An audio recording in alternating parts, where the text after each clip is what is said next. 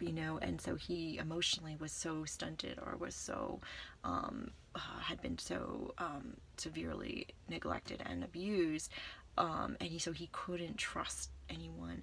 And so I just fit sort of perfectly into that dynamic, because I I my whole thing was that I was gonna show and I could prove that I loved him, and that I could be, that I was loyal and that he could trust me.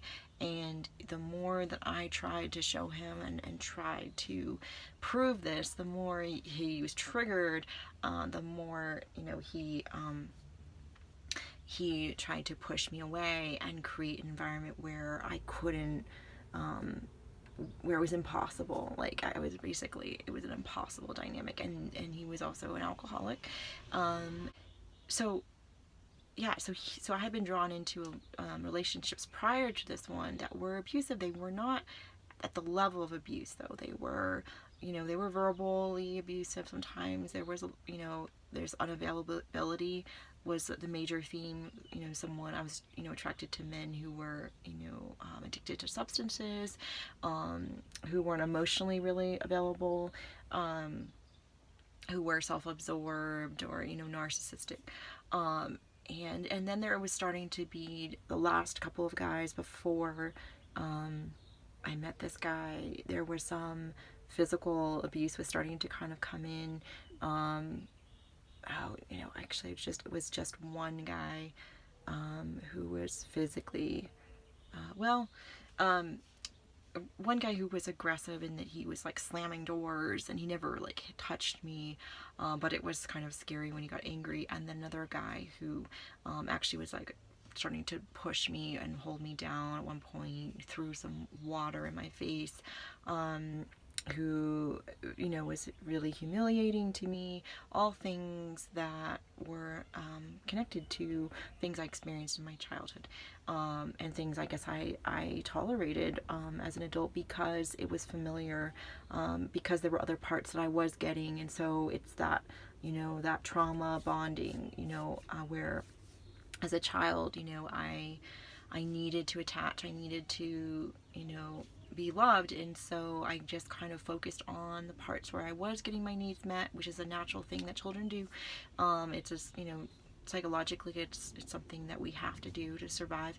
And we don't really remember, or we try to sort of block out the other stuff that was really where we really were hurt, and where we sort of develop, like, or we act as though it wasn't that bad, or whatever we do to kind of cope to it. And the way I did was to sort of act like I was really stoic, and I could be really loving and forgiving. And my dad couldn't help himself, and things like that. So I kind of carried those attitudes into my relationships as an adult.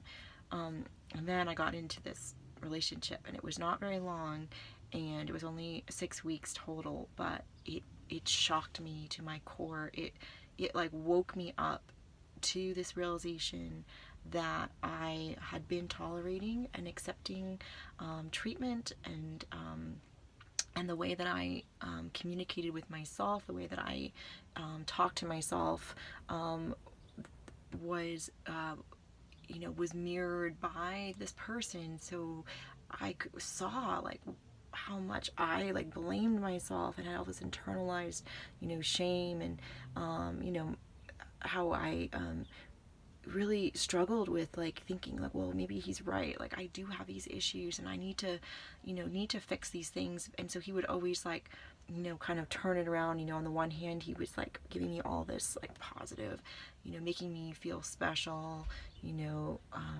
kind of lifting me up. And then he could also like turn it around when he was drinking a lot. He would, eventually it would turn into him, completely, just torturing me like verbally. And then, sometimes they got violent, and there was nothing I could do to change his mind, or to remind him, that he loved me, that he saw these, really amazing things about me. And, he, and so I saw where I was like so attached to what he was giving me, that attention, and that those feelings of that I was special, and that I was, really strong, and all these things that I didn't really feel in myself, that I hadn't really developed in myself.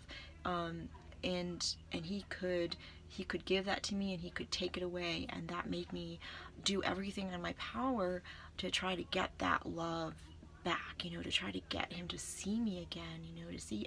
And so this was very in line with how my father was with me. My father was very hot and cold. He made me feel I was so special, that I was, he idolized me. He put me on a pedestal. I was an angel. I was this loving, all forgiving, child. And obviously that was very convenient for him, for the things that he was doing, in terms of the abuse, and then how he never, when he was verbally abusive, or when he would humiliate me in front of my friends, he would never apologize later. And so I carried a sense of responsibility, a sense of that I just needed to love him more. And my mother supported that, this mentality, that my father couldn't really help himself.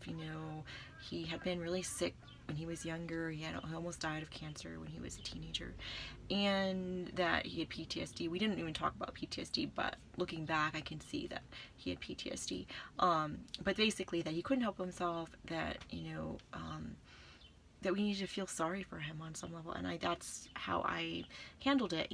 I felt like I was a strong person who could just love him. I was, super human, where he couldn't really hurt me, and I internalized this blame that it was my fault, that I could make it better, and so this really scary relationship that I got into completely showed me, it just shocked me into seeing where I was holding and carrying all of these internalized beliefs from my childhood, and that he could use that, he could take advantage of that, and mess with me, and anyway, it was so dangerous, the dynamic, that I had to escape from him in order to survive. And I found that that I was like really good at like strategizing, and just that the amount of energy that I had to like kind of to deal with the situation and get out of the situation was almost like this heightened, really charged energy. It was really familiar to me because it was the kind of thing that I had lived through, and so luckily I had the skills, and I had the ability to get myself out of the situation, and then to start seeking help, and going back to what I was saying earlier, I started going to therapy, and that was like the first thing was really just the buildup of emotions that I had, that had been really weighing on me, and that's where a lot of the depression was just this weight of just all the emotions that didn't have an outlet, that I didn't have anyone to talk to growing up, that just was like just really weighing me down. And I started to talk about my childhood. I started to talk about my feelings, and things started to get lighter. And then I started working with a shaman, and he wasn't a shaman in the traditional sense, but he did a form of therapy that was bringing in, philosophies or teachings of the shaman, which is to do journeying and to connect back to the kid time and the kid's feelings and the trauma that happened in childhood, and that's where I learned a lot of the relationship I have now with myself, which is to connect to the parts of myself that are sort of driving things emotionally, that might be acting out of fear, or out of insecurity, or that mechanism piece goes back to those parts of myself that are in kid time, and I'm able to now working with the shaman, I developed a connection and a relationship with that child, with those child parts of myself, and became the parent and was able to reparent myself, and so that I could go through these different developmental phases where I was stuck, where I was triggered, where I was numbed out, where I was hiding, where I felt so small and insecure, and a lack of a sense of self. And it took it was a process that happened over a few years, where I could really see the changes that were happening in my external reality based on what I was doing in my internal world. And so I saw that there was this process that really worked. It was really tangible, and I really I've always really understood how emotions play into things, and our emotional, the language of our emotions. I understood it really well. I was very observant as a child. I watched, well, I was hyper vigilant because I had to, for my safety, but also because my emotions were so pushed down, and where I wasn't able to have feelings. I could see over time how the work that I was doing was allowing for my emotional self to begin to balance, and to begin to sort of sink in, and integrate, so that I could have a healthier and more full experience, healthier relationships. Yeah, I think mostly in this video I wanted to give sort of an overview, like I said, of where I was and where I am now. So essentially, I went from having really abusive, codependent relationships, and I did, as I started the healing work, I started to move into healthier relationships, and that mirrored the relationship that I was having with myself, and the dialogue that I was having with myself, and the the as I let go of the blame, and and I was able to really heal from a lot of the feelings of shame, and that it was my fault.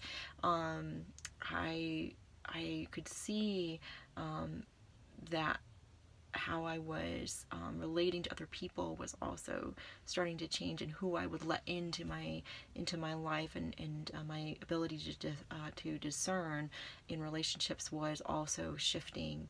And so I recognized that there was a process that was happening, an internal process, that was being mirrored in my external reality, and that I could use my experiences and the relationships to be able to see what was going on inside. And that was really clear to me in that really psychotic, really abusive relationship. I saw where I was accepting and tolerating the treatment, and that in order to get out, in order to survive, in order to save myself, I needed to begin to have a new relationship with myself that that was encouraging, that was loving and accepting, that was that where I could let go of blame, and have a new play a new role in my life, which was